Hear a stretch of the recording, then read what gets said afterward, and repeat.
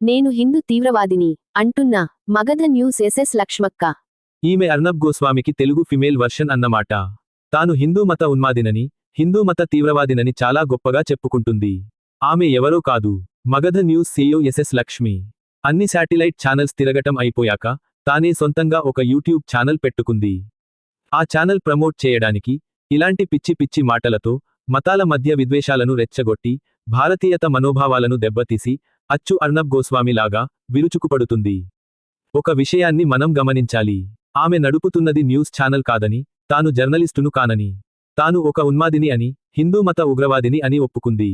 అందుకు ఆమెపై ఉపా చట్టం కింద కేసు పెట్టి అరెస్టు చేసి జైలుకు పంపాలి. ఆమె నిర్వహిస్తున్న మగధ న్యూస్ ఛానల్ను వెంటనే మూసివేయాలి. ఆమె వెనక ఉన్న మత ఉగ్రవాదులు ఎవరో విచారణ చేసి బయటకు తీయాలి. ప్రమాదకరమైన ఆమె భావజాలాన్ని ఆరంభంలోనే అణిచివేయాలి. వింటున్నావా లక్ష్మక్క? ఆరోగ్యం జాగ్రత్త. యూరోపియన్ క్రిస్టియన్ మతదాడి కంటే కూడా డేంజర్ ఈ దిమాగి నక్సల్స్ తోనే దేశానికి.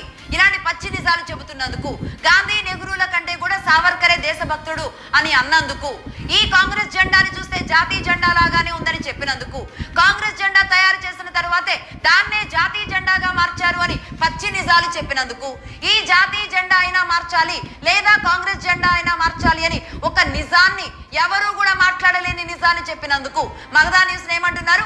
ఇది హిందూ ఎక్స్ట్రీమిస్ట్ ఛానల్, ఇది ఒక మతోన్మాది ఛానల్ అంటున్నారు.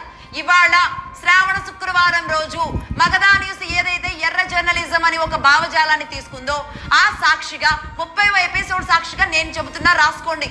ఎస్, మేము హిందూ మతోన్మాదులమే, హిందూ ఎక్స్ట్రీమిస్టులమే, దేశం కోసం ప్రాణాలైనా అర్పించడానికి సిద్ధంగా ఉన్న బలం బలగమే.